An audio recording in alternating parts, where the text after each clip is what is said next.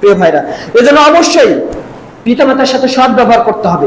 রাসূল সাল্লাল্লাহু আলাইহি ওয়াসাল্লাম বলছেন, তিন শ্রেণীর মানুষ রয়েছে যাদের দিকে মহান আল্লাহ তাআলা কিয়ামতের দিন তাকাবেন না।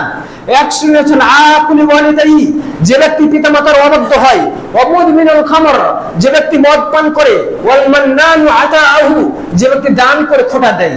এই তিনটাই আমাদের সমাজে রয়েছে, তিনটাই আমাদের সমাজে রয়েছে। আমাদের সমাজে যেমনি রয়েছে পিতামাতার অবাধ্য, তেমনি রয়েছে মদ পান, তেমনি রয়েছে আল মান্নানু আতাআহু, দান করে খোটা দেয়। প্রিয় ভাইরা, এই সবগুলো থেকে বেঁচে থাকতে হবে। যদি আমরা বেঁচে না থাকতে পারি, কিয়ামতের দিন মুক্তি মিলবে না।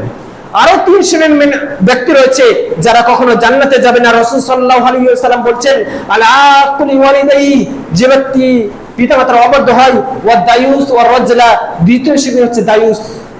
দায়ুস কি?